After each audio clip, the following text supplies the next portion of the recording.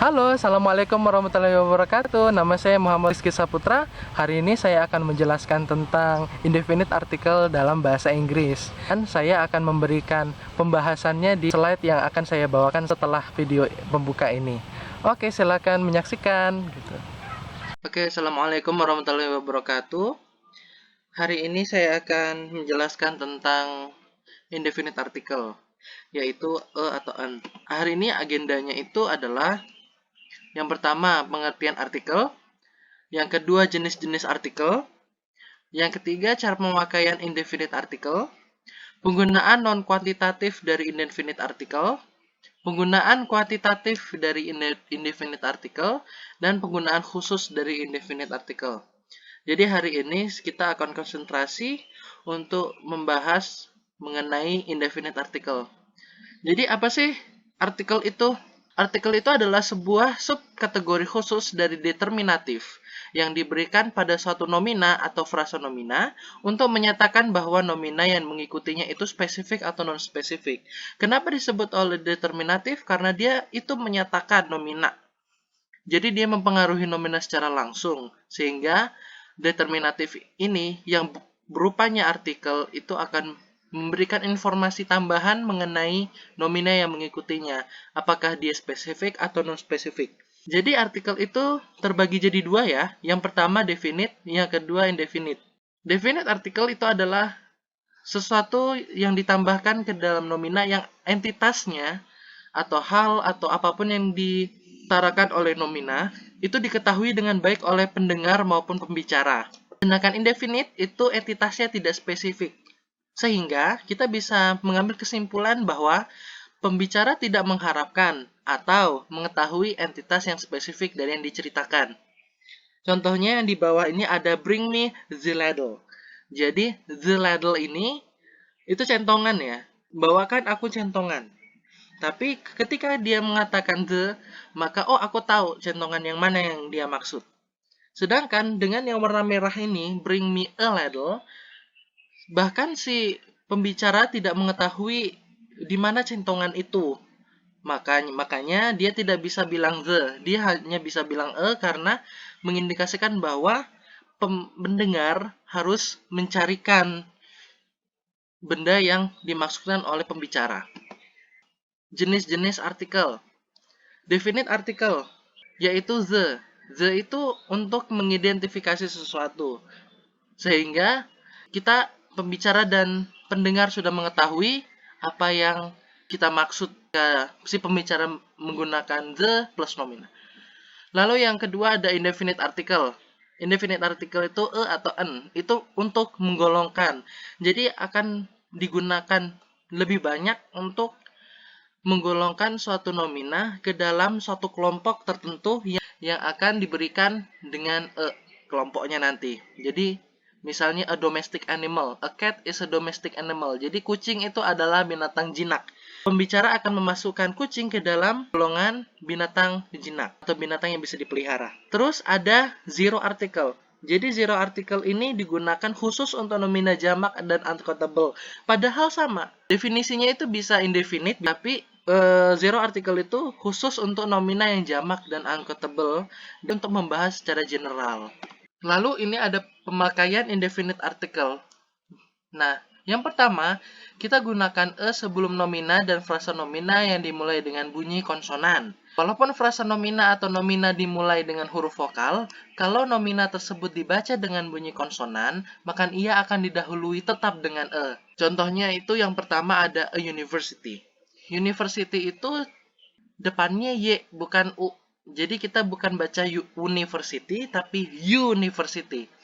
Kalau kita melihatnya university, maka bisa dipastikan bahwa teman yang cocok atau indefinite article yang sesuai itu bukan an. Walaupun di depannya walaupun di depannya tulisannya itu vokal. Nomor kedua contohnya juga sama, a one parent family, yang ini menggunakan noun phrase. Jadi one itu dibacanya one, bukan one. Ketika dia dibaca one, maka walaupun di depannya huruf vokal tapi w itu tetap dibaca w, maka Indefinite yang sesuai untuk one parent family adalah e. Contoh yang ketiga itu yang sudah obvious, yang bunyi konsonan, a book, maka book itu depannya konsonan, b, maka indefinite artikel yang sesuai adalah e. Lalu, kapan menggunakan an, Pale? An itu digunakan untuk nomina-nomina yang bunyinya vokal. Termasuk huruf H yang sunyi ya. Terus yang nomor 4, kita juga menggunakan an untuk menyebutkan huruf-huruf dalam singkatan yang dimulai dengan A, E, F, H, I, L, M, N, O, R, S, dan X. Aku kasih contoh yang nomor 3, an orange.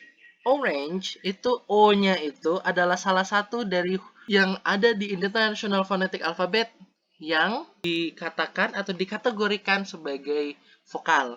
Nah, kita bisa menggunakan an di sana orange. Terus yang contoh yang kedua, umbrella. U kan, U itu kan vokal. Karena U adalah vokal, maka indefinite artikel yang sesuai untuk diletakkan di depan nomina umbrella adalah an. Lalu yang ketiga, karena ada hukum termasuk huruf H yang sunyi, maka saya akan berikan contoh H yang sunyi. An honor. Honor itu hanya tidak dibaca jadi honor. Walaupun ada H di situ, tetapi tetap menggunakan an. Oke, untuk yang nomor 4, singkatan. Singkatan itu ada 2. Singkatan itu abbreviation, yang kedua adalah akronim. Apa itu abbreviation? Abbreviation itu merupakan suatu singkatan yang disebut per huruf. Dan akronim merupakan singkatan yang disebut seperti kata. Contoh, 4A. An MOU. Huruf M di depan MOU itu disebut satu-satu. Dan benar nomor 4, kita menyebutkan huruf-huruf M itu dimulai dengan huruf E dulu baru M. Jadi kita bilang M bukan M. Kita tidak membacanya sebagai kata, tapi kita menyebutkan hurufnya satu-satu. Maka indefinite article yang sesuai di depan MOU adalah N. Sama dengan FBI. Untuk yang 4B. Di sini ada tulisan NATO. NATO itu, kalau dibaca menurut akronim, dia mulainya dari N, bukan dari E. Kalau kita bilang NATO, maka betul, kita harus menggunakan N, bukan E. Tapi singkatan ini dibacanya dengan cara akronim. Jadi disebut NATO, bukan NATO. Maka N yang di sini menghasilkan bunyi konsonan, bukan bunyi vokal, maka kata yang sesuai atau indefinite artikel yang sesuai di depan NATO itu E, bukan N. Sama dengan perilaku FIFA. FIFA itu kan F ya depannya, tapi dia disebut sebagai kata, maka dia tidak ditulis N di depannya, tapi ditulis E. Kalau untuk yang opek di atas itu, opek ya, dibacanya opek, dan dia memang bunyinya vokal di depan O itu, maka dia tetap N. Mau dia dibaca sebagai abbreviation atau dibaca sebagai akronim, kalau depannya O, sama-sama dipakai N. Nah, bagaimana sih detailnya untuk kita bisa mengetahui mana yang huruf yang konsonan, bunyinya konsonan, yang mana bunyinya vokal? Nah, Anda bisa mendownload chartnya atau grafiknya di IPA Chart 2020, cari aja di Google pasti ada. Nanti kan bisa membagi ada 2, vokal sama konsonan, dan tanda-tanda diakritik yang lain yang nantinya akan berpengaruh dalam penulisan International Phonetic Alphabet-nya, bagaimana cara nulis katanya, tapi yang paling pengaruh di sini itu cuman untuk nominanya aja, untuk yang sederhananya aja. Jadi misalnya cari di kamus tuh, itu nanti akan ada cara bacanya di samping entry yang ada di dalam kamus tersebut. Nah, dia akan mengikuti International Phonetic Alphabet. Makanya kita perlu untuk mengetahui bagaimana cara baca dari bunyi-bunyi yang alfabetnya itu dinyatakan di International Phonetic Alphabet. Langsung aja kita lihat yuk bagaimana sih contohnya. Ini ada tabelnya di samping. Ini tahun 2020, The International Phonetic Alphabet, konsonan, sorry. Nah, jadi ada bilabial plosive, ada labiodental, nasal, jadi macam-macam nih. Huruf-huruf yang dianggap konstan menurut International Phonetic Alphabet, bukan konsonan ya. Jadi ada tuh yang warna abu-abu tuh ya. Jadi yang warna abu-abu itu menyatakan bahwa nggak mungkin untuk disebut. Jadi kayak bagaimana cara kamu ngomong tapi lidahmu bergetar itu susah. Aku udah nyoba soalnya. Itu susah, makanya dibikin abu-abu kayak gitu ya. Terus huruf-huruf yang tertulis di sini contohnya seperti book tadi B kan depannya. Nah, itu ada di sini ya. Ada di sini. Nah, nih. Ada di sini. B. Oke. Sama seperti university. Nah, ini J kan, ada kan. Nah, kalau misalnya hurufnya itu ada dalam salah satu huruf yang di dalam tabel ini, maka dibilang konsonan. Pasti depannya E. Terus, untuk yang vokal, ini juga banyak. 1, 2, 3, 4, 5, 6, 7, 8, 9, 10, 11, 12, 13, 14, 15, 16, 17, 18, 19, 20, 21, 22. 28 ya, 28 jenis. Nah, kalau misalnya ada salah satu hurufnya aja yang ada di depan nomina, maka nomina tersebut akan diberikan indefinite article n, bukan e ya. Nah, kita lanjut aja ke pembagian penggunaan indefinite article. Jadi e sama an itu penggunaannya itu menurut Pullum dibagi jadi dua. Ya pertama itu kuantitatif. Kuantitatif itu apa sih? Kuantitatif itu menyatakan alternatif dari one. Jadi dia itu kebanyakan akan menggantikan fungsinya one. Walaupun nanti ada di hukum-hukum selanjutnya yang si e dan one itu mempunyai fungsi sendiri yang tidak bisa dipertukar gantikan satu sama lain. Jadi kuantitatif itu penggunaan yang pertama, individuation. Individuation itu sederhananya adalah kita membuat nomina yang tidak dapat terhitung menjadi bisa dihitung, tapi konsepnya atau konteksnya yang nanti kita ubah dari pemberian e di depan nomina yang jamak, nomina yang tidak dapat dihitung. Uncountable ya. Terus yang kedua alternatif dari one. Jadi kita bisa menyebutkan 1000 tapi depannya harusnya kan 1000 tapi bisa diganti jadi Nah, yang kedua ada non kuantitatif. Non kuantitatif itu akan diversuskan dengan the dan zero article. Di sini penggunaan non kuantitatif itu dasarnya ada 3 ya.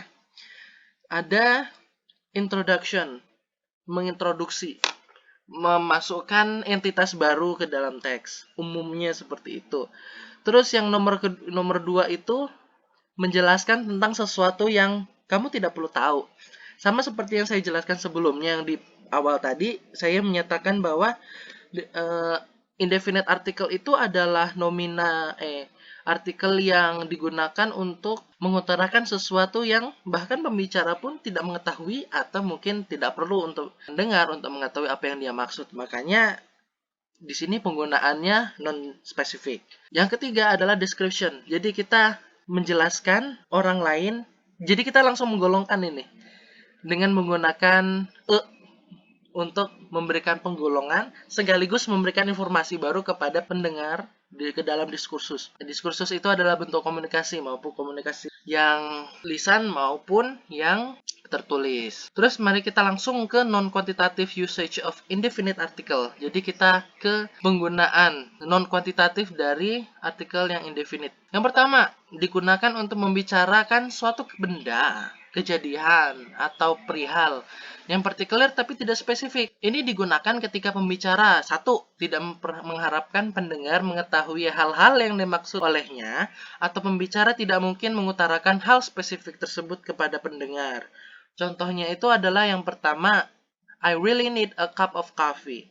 Jadi a cup of coffee ini tidak dijelaskan kopi apa.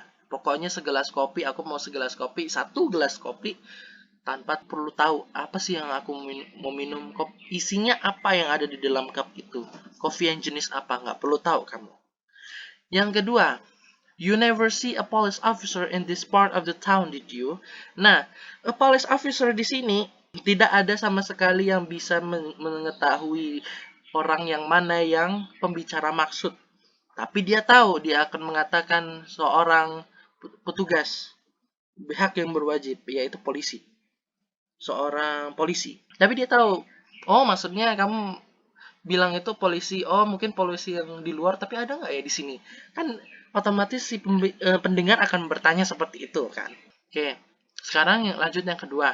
Nomor 2 yang tadi seperti yang disebutkan, nama introduksi. Jadi menyebutkan atau memasukkan entitas baru ke dalam suatu percakapan atau dalam wacana. Kalau misalnya di awal berita gitu, contohnya an intruder has stolen a vase. The intruder has broken into the house from a window near the kitchen. Nah, maksudnya adalah seorang pencuri masuk ke dalam rumah dan mencuri sebuah vas. Nah, si ini orang yang masuk dengan paksa ini masuk ke dalam rumah dari jendela dekat dapur. Nah, yang pertama, ketika kita membicarakan an intruder, kita memasukkan intruder dulu nih ke dalam kalimat pertama. Nah, kalimat pertama itu akan ditulis dengan an di depan intruder. Lalu setelah kita menentukan intruder yang mana yang kita maksud, maka kalimat berikutnya kita bisa menggunakan the, nggak an lagi. Seperti itu. Contohnya yang B sama. She was shot by a pellet. The pellet was big enough to kill someone, but she was fortunate. Jadi, pellet ini kecil. Pellet ini kecil, pellet kan. Tapi cukup besar untuk bisa membunuh seseorang, tapi dia beruntung. Nah, pellet ini ketika dimasukkan ke dalam kalimat yang pertama, dia pakai Setelah itu baru pakai the. Nah, inilah caranya untuk mengintroduksi suatu entitas baru ke dalam diskursus. Nah, ini itu maksudnya contohnya seperti a window, walaupun kalimatnya berada di kalimat kedua, ketika kita mengintroduksi a window, kita pakai Maksudnya lewat jendela. Oh, maksudnya lewat jendela. Terus, jadi tandanya kalau dalam bahasa Inggris, Anda bisa memberikannya dengan menggunakan Oh, aku baru tahu ini jendela ini baru muncul di kalimat kedua. Kalimat pertama belum ada window, oke? Makanya dipakai untuk introduksi. Lalu yang ketiga, yang terakhir, itu ada klasifikasi. Tapi ini banyak anaknya. Klasifikasi itu apa? Memasukkan entitas atau suatu hal ke dalam suatu kelompok yang dinyatakan dengan common noun atau proper noun. Oke, kenapa aku bilang proper noun? Nanti aku akan jelaskan di special usage, tapi yang umumnya digunakan adalah common noun. Walaupun di proper noun di sini juga akan ada. Nah, jadi jalan klasifikasi dengan indefinite article itu bagaimana? Jadi ada 3 nih. Ada 3 jalan supaya kita bisa pakai ini. Definisi. Jadi ada 3 jalan, yaitu menggunakan A, definisi, yang ke B, yang kedua deskripsi, yang ketiga adalah labelisasi. Labelisasi itu sama dengan stigmatisasi. Nanti kita akan lihat slide selanjutnya. Oke, yang pertama ada definisi. Definisi itu kita membuat atau membangun sebuah definisi mengenai suatu benda yang mungkin belum diketahui pendengar. Yang kedua, kita ingin membahas apa yang general dari suatu kelas dalam bentuk general statement yang bisa memiliki nilai kebenaran S, yaitu benar, maupun S maupun salah, maupun B benar. Contohnya seperti ini. Nomor 1, an architect is a person who design buildings. Jadi arsitek adalah seorang manusia. Seseorang yang mendesain bangunan. Jadi apa yang dimasukkan, apa yang diklasifikasikan di sini? Jadi yang pertama, orang yang mau diklasifikasikan adalah an architect. Grupnya yang dimasukkan adalah a person who design buildings. Nah, a person who design buildings ini juga namanya disebut dengan predikatif nominatif. Nah, predikatif nominatif itu berfungsi untuk mempengaruhi atau merubah arti dari arsitek yang ada di depan atau mensupport informasi baru ke dalam subjek yang ada di depannya. Lalu yang B juga, a cat is a domestic animal. Artinya, kucing itu adalah seekor binatang rumahan gitu ya, atau binatang yang jinak. Yang kedua, yang ini general statement. A computer is an important research tool. Jadi kita membuat statement pernyataan bahwa komputer itu adalah alat penelitian yang penting, peralatan yang digunakan untuk penelitian yang penting. Yang B, a clever politician never promises too much. Artinya adalah politisi yang cerdik tidak pernah berjanji terlalu banyak. Nah, ini adalah statement. Dan ketika kita menyatakan statement, kita kan mau bilang kalau politisi itu yang cerdik itu nggak pernah bohongin orang atau menjanjikan terlalu banyak. Kita membuat clever politician, oh ini adalah orang yang seperti ini, gitu loh misalnya. Nah, untuk menyatakan seperti itu, kita untuk membuat general statement, maka kita harus menggunakan di depan clever politician, karena dia tunggal kan, dia tunggal dan kita membuat general statement juga. Oke, ini yang banyak nih deskripsi. Deskripsi itu dilakukan untuk melakukan klasifikasi sekaligus menambahkan informasi baru menggunakan label deskripsi dengan cara menambahkan artikel di labelnya. Jadi label apa saja yang bisa kita pakai? Yang pertama adalah asal. Asalnya orang lahirnya dari mana? Contohnya, dia orang Prancis. Jadi contohnya adalah he is a Frenchman. Yang kedua, pekerjaan. Kalau misalnya kita mau mengklasifikasikan orang sesuai dengan kerjaannya sambil kita ingin menyatakan bahwa dia adalah seorang dokter, kita bisa mengatakan she is a doctor. Yang ketiga, agama. Kalau kita ingin mengatakan bahwa dia itu agamanya ini dan kita ingin mengelompokkan bahwa dia itu adalah orang-orang yang beragama ini, maka kita bisa menggunakan contoh she is a Catholic. Yang keempat, pandangan politik. Pandangan politik ada sosialis, ada kapitalis, ada komunis. Dan ketika kita ingin menggabungkan atau memasukkan informasi baru untuk orang lain, maka kita bisa menggunakan di depan golongannya. He is a socialist. 5. Kemiripan. Jadi untuk kemiripan ini ada ekspresi tambahan. Jadi nggak cuma aja, tapi a kind of atau a sort of. Kelima itu contohnya, it's a sort of a bottle opener. Jadi itu adalah sebuah bottle opener, tapi dekat dengan bottle opener. Jadi kita melihat suatu benda yang kita umumnya itu tidak pernah lihat sebelumnya. Lalu kita bisa bayangkan bahwa oh ini bisa dipakai buat buka botol ini kayaknya nih. Ya udah, barang ini kayak mirip seperti pembuka botol, tapi mungkin bukan pembuka botol atau pembuka botol tapi bentuknya aneh memang. Makanya dari itu, karena dia mirip dengan bottle opener, maka kita bisa mengatakan bahwa it's a sort of a bottle opener. Nomor 6, golongan. Nah, ini golongan yang umum nih. Golongan pekerjaan, tapi kita menggolongkan sesuatu itu yang sebenarnya entitasnya itu nggak mirip dengan engineer. Ada yang berbeda dari engineer. Misal, kalau contohnya di situ ya, I'm a type of an engineer. Aku adalah sejenis engineer. Tapi kita ingin menyatakan bahwa engineer dia ini adalah orang yang kerjanya mirip dengan engineer, tapi bukan engineer. Bukan maksudnya bukan engineer sih, tapi maksudnya itu dia itu termasuk ke dalam engineer, tapi ada yang aspek-aspek yang tidak masuk engineer, tapi dia bisa digolongkan jadi engineer. Makanya kenapa dia disebut dengan I'm a type of an engineer. Yang ketujuh, kepemilikan atribut. Jadi ini pakai has ya, dia memiliki ini. Mr. Johnson has an enormous mustache. Jadi dia memiliki kumis yang sangat tebal. Dan ketika kita mengatakan kepemilikan atribut, atributnya harus diberikan an atau di depannya. Lalu labelisasi. Ini memang mirip dengan B6. Yang sebelumnya yang golongan, tapi ini penggolongan berdasarkan stigma. Oke. Nomor 1. Jadi kita memberikan label terhadap suatu entitas yang memiliki suatu karakteristik yang mirip dengan golongan yang diutarakan. Yang kedua, menggolongkan dengan acuan pendapat pribadi. Yang ketiga adalah kualitas yang disamakan, mengelompokkan sesuatu berdasarkan kemiripan dengan orang yang terkenal atau kayak pabrikan yang sudah terkenal, namanya misalnya Mercedes, I buy a Mercedes misal. Jadi kita bisa menggunakan di depan orang yang kita anggap terkenal. Jadi kamu sudah tahu pas aku beli mobil ketika aku sebut nama itu, gitu loh. Dan kualitas yang disamakan ini bersifat opsional ya. Jadi boleh nggak pakai boleh pakai boleh pakai an, boleh nggak pakai an. Oke? Contohnya nomor 1, she's an angel, you are a wonder. He was considered as a good student.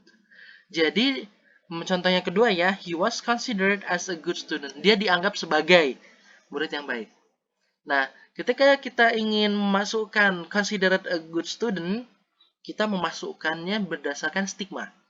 Kita membuat he bisa masuk ke dalam a good student dengan menggunakan konstruksi seperti ini. Yang kedua, Yang contohnya tadi ya, yang kita mengelompokkan sesuatu sebagai dengan alasan acuan pribadi, alasan pendapat pribadi ya, contohnya, this is a very good coffee. Is this Brazilian? This is a very good coffee. Jadi dia minum kopi dan mengatakan this is a very good coffee. Dia memasukkannya berdasarkan kelompok yang dia sendiri bikin. Jadi acuannya pribadi. Jadi menurutku ini kopi yang bagus, pendapatku. Yang ketiga, he will not become a new Warren Buffett. Even if he try hard, he would not become a Taufik Hidayat. Jadi dia nggak akan bisa jadi Taufik Hidayat. Menurut orang itu sih memang. Tapi Taufik Hidayat depannya dikasih E. Atau boleh nggak ada E-nya juga nggak apa-apa. Sekarang kita langsung ke quantitative usage of indefinite article. Kuantitatif ini digunakan untuk yang nomor 1, membuat non-count atau uncountable noun menjadi count noun. Untuk menyatakan sesuatu benda yang tak dapat dihitung menjadi sebuah unit yang dapat dihitung. Oke, saya akan bantu menjelaskan sedikit tentang konteks tak dapat dihitung dan konteks terhitung dari sebuah nomina. Jadi nomina itu ada yang bisa dihitung dan ada yang tidak bisa dihitung. Namun itu bukan jadi patokan, dia nggak bisa jamak ya. Misalnya, aku punya contoh di bawah. I will have bread for breakfast.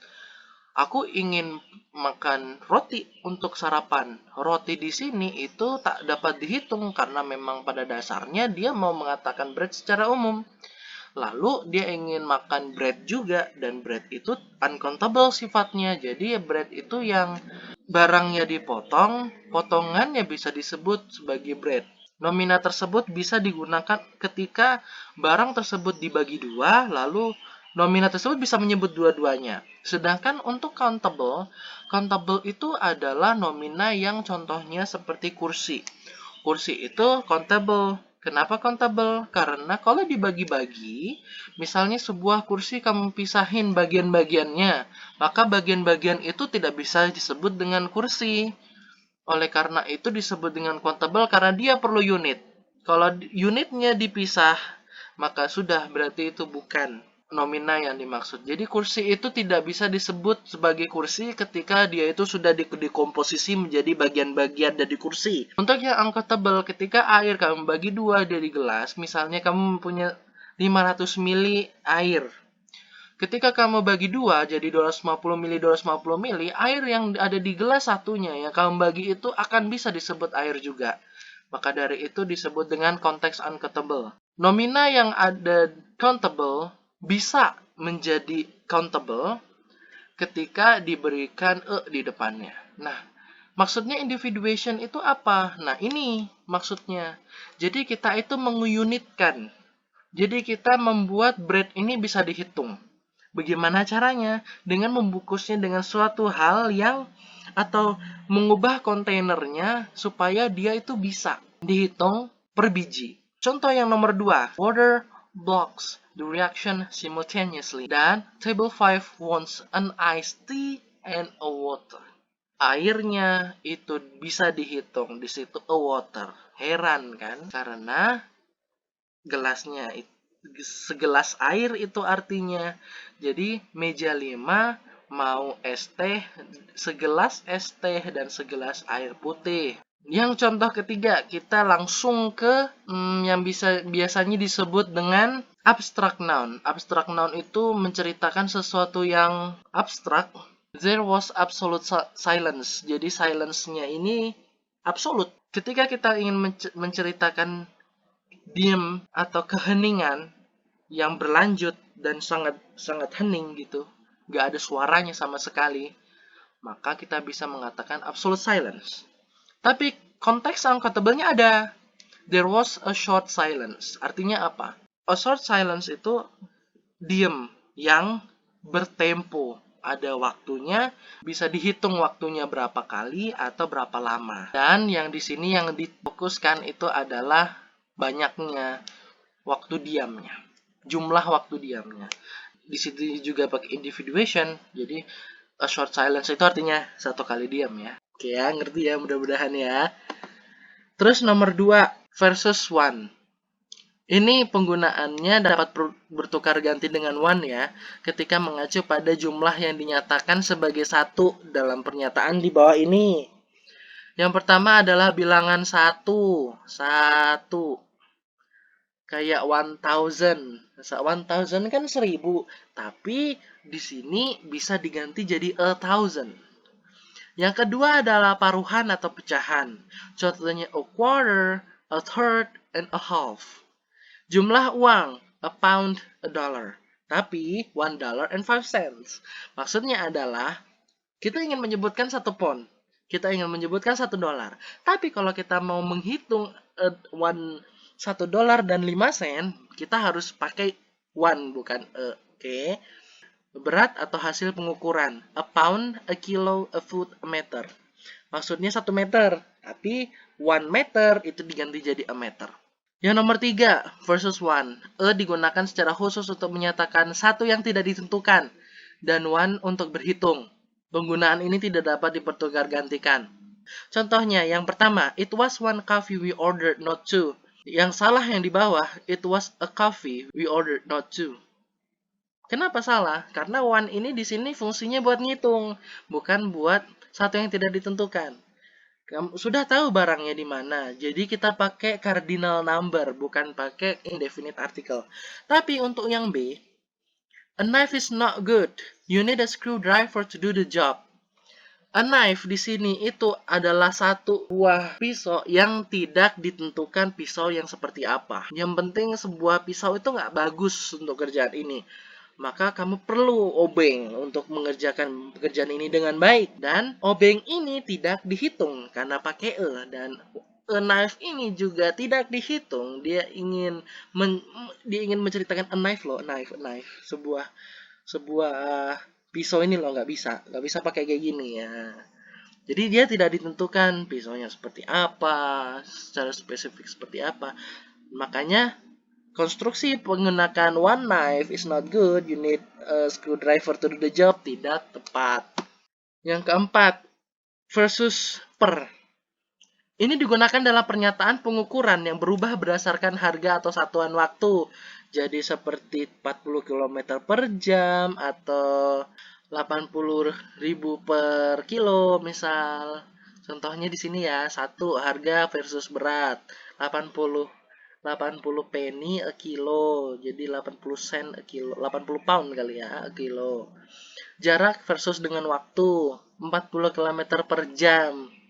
Tapi tulisannya 40 km an hour, boleh. Untuk mempertegas pernyataan ini, kita pakai gunakan per juga boleh. Jadi ini bisa dipertukar gantikan. Jarak versus konsumsi BBM 30 mil per galon. Tapi kita bisa bilang 30 mil 30 miles a gallon. Frekuensi plus versus waktu, twice a day. Twice per day boleh, tapi twice a day juga boleh. Terus yang 5, nomor 5. Versus zero article. Digunakan dalam penyebutan nama penyakit. Aturan pemberian artikel di depan nama penyakit akan dibagi menjadi 3 bagian. Yang pertama, nama penyakit yang wajib dibubuhi artikel. Contohnya a cold, a headache, a sore throat, a weak heart, and broken leg. Yang B, penyakit yang tidak wajib dibubuhi artikel ketika kata yang di depan, yang di nomor A itu berada dalam suatu kalimat khusus kayak catch cold, have a backache, a stomachache, stomachache, have an earache, have a toothache, backache. E-nya tidak wajib dikasih di situ. Dan yang C, penyakit yang dianggap jamak dan uncountable tidak dibubuhi artikel. Contohnya mumps. Mumps itu dia bentuknya jamak karena bintil-bintil. Bintil-bintil itu gejalanya banyak. Berarti maksudnya itu bintil-bintilnya itu ada di sekujur tubuh dan kalau dihitung capek ngitungnya. Maka dari itu dia bilang jamak bisa dihitung. Lalu ada yang uncountable. Uncountable itu seperti apa? Flu itu kan meler ya, hidungnya kan meler tuh. Kalau misalnya hidungnya meler, melerannya itu kalau dibagi itu bisa disebut dengan flu juga dua-duanya. Maka dari itu dia disebut uncountable. Contohnya kayak good sama hepatitis itu dianggap uncountable. Jadi kalau misalnya mau nyebut nama penyakit, cari di kamus dulu apakah dia disebut dengan jamak atau disebut dengan uncountable. Apakah dia nanti ketika ditulis contohnya dia akan menggunakan indefinite article di depan atau enggak. Contoh yang keenam, terdapat beberapa pasangan nomina yang dianggap berpasangan karena saling mendukung satu sama lain. Oleh karena itu, dengan dua nomina yang dianggap satu pasang, pemberian hanya dilakukan kepada nomina yang pertama.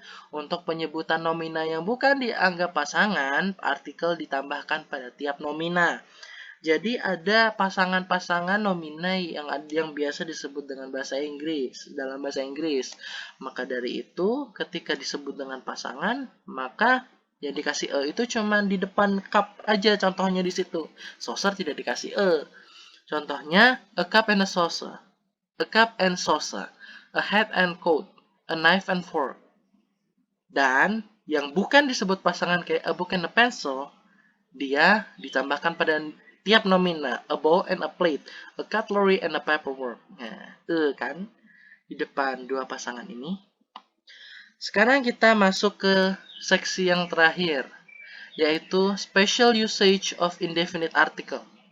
Special usage-nya seperti apa? Jadi ini itu artikel yang digunakan pada suatu expression yang artinya itu tidak ada di depan. Mungkin masuk artinya, ada yang beberapa yang masuk, tapi lebih enak dipisahkan. Yang pertama, dengan what pada kalimat seru. What a surprise, benar-benar kejutan. What a lot of problem, betapa banyak masalah. Jadi, what a lot of problem itu jadi menyatakan jumlah dan itu mengagetkan gitu loh. Tapi di sini itu harus pakai gitu maksudnya. Tapi ini artinya tidak menggolongkan, artinya tidak mengindividuation, tidak. Itu artinya ini untuk mengamplifikasi, wah gitu loh. Kayak artinya kaget gitu. Yang kedua, dengan such pada kalimat seru itu menyatakan sangat. Bukan menyatakan golongan, bukan menyatakan apa, tapi menyatakan sangat. Contohnya, that child is such a pest. Anak itu sangatlah mengganggu. My boss is such an idiot. Bos saya sangatlah bodoh atau sangat bodoh. Yang ketiga, digunakan untuk menceritakan tentang seseorang yang tidak dikenal. Jadi ini fungsi dari proper noun, golongan proper noun. Jadi kita menggolongkan orang yang kita telepon tadi sebagai Dr. Perton yang kita nggak kenal. Oke. Contohnya, there is a Dr. Perton on the phone. Do you want to talk to him? Artinya itu orang yang mau dikasih handphonenya ini lihat atau menjawab dulu. This is Dr. Phone. Who is this?